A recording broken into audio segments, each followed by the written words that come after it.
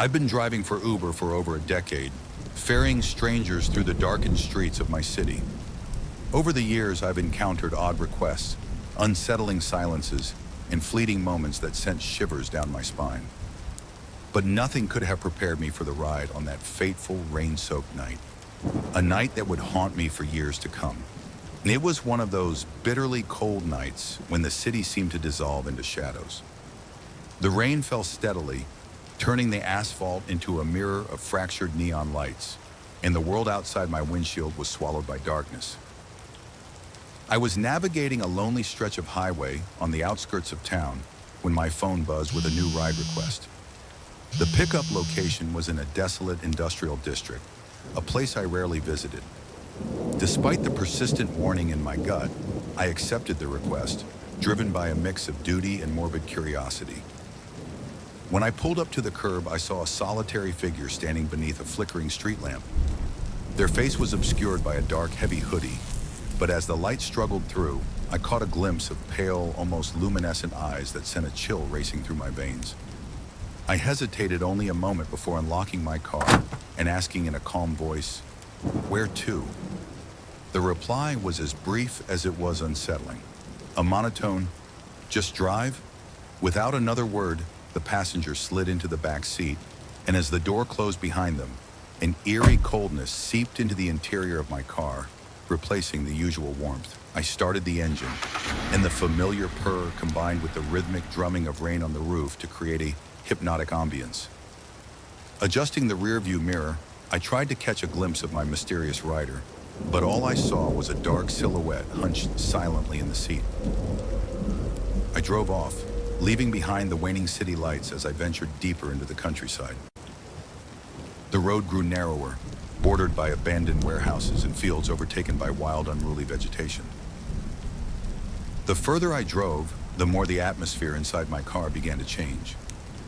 The dashboard lights flickered sporadically, casting long, distorted shadows on the worn leather seats. Every subtle creak and whisper of the engine seemed amplified, as though the car itself were a living entity harboring secrets. I found myself glancing repeatedly into the mirror, half expecting to see something moving in the darkness behind me. Then, as if to heighten the sense of foreboding, the radio sputtered with static.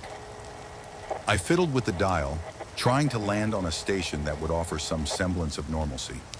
Instead, a distorted blues tune emerged, its notes twisting into a ghostly melody. Over the static, I distinctly heard a single, barely audible whisper. "Stop!" My heart skipped a beat, and I glanced at the mirror in disbelief. But the road ahead remained a relentless, empty stretch of night. No sooner had I dismissed that eerie whisper than my phone rang, the caller ID flashing unknown. My hands trembled as I answered. "Hello?" There was a long, agonizing silence before a low, mechanical voice finally spoke. "You shouldn't have picked them up." The words struck me like a bolt of lightning, freezing me in place. I ended the call with shaking fingers, my pulse pounding in my ears, and I could hardly keep my eyes from darting back to the darkened rearview mirror. Desperate to escape the oppressive atmosphere, I accelerated onto a quieter road. The car's interior, usually a haven of familiar comforts, now felt claustrophobic and alien. The dashboard's glow cast unsettling shadows, and every creak of the seat or squeak of the steering wheel was magnified into an eerie symphony of dread. It was then that I began to hear another sound, a faint, scraping noise that seemed to come from the back door. I gripped the steering wheel tighter, my knuckles turning white, as I tried to rationalize the sound away as nothing more than a trick of my stressed mind. Without warning, the car lurched violently, as if struck by an unseen force. I slammed on the brakes, swerved sharply, and my heart thundered in my chest. For a split second, I scanned the rain-soaked road, searching for any sign of what might have caused the jolt. The road was empty.